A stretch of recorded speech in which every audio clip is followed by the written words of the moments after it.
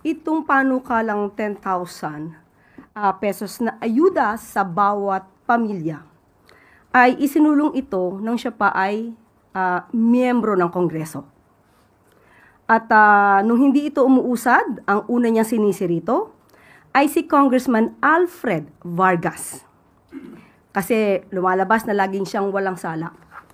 At nung May 14, 2021, ito nga ay sabi natin na noon pa ito ipinapanukala. Pero hindi ito umandar, hindi ito umusad, kaya naninisi ng iba. So hindi pa po Pangulo si Pangulong Marcos Jr. dito, ng mga panahon na ito. At ng July 24, 2021, no hindi nga po umusad, ang sabi niya, let's give people 10K, not 10K excuses. Again, dahil hindi ito umuusad sa Kongreso, muli, naninisi siya ng iba. Ang isang panukala, kung maganda naman ang maidudulot at kaya, hindi posible itong ipasa. At nung naipasa ang 2022 national budget, hindi pa rin po Pangulo si Pangulong Marcos Jr. noon. At ikinalungkot niya na hindi ito nabigyan ng pansin dahil hindi na isama sa 5 trillion 2022 national budget.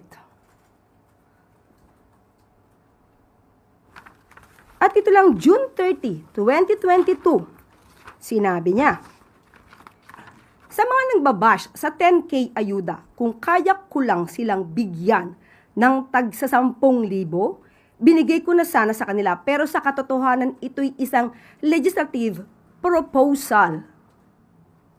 So, ang ibig sabihin nito, siya muna ang dapat na gumawa ng aksyon. Kailangan niya muna itong paaprubahan sa Kongreso, sa House of Representatives, at saka sa Senado. Kung wala pa po siyang nagagawa, wala pong masasabing ni-reject ang Pangulo dahil wala po nga siya nasisimulan. Itong mga kahinaan ni Senator Alan Cayetano, kabagalan, at hindi at walang kakayanan sa pagtupad sa kanyang pangako, ay huwag niya pong ipahid sa ibang tao. Akuin niya mismo kung ano ang kanyang kakulangan. Ipinangako niya po itong 10K kada pamilya.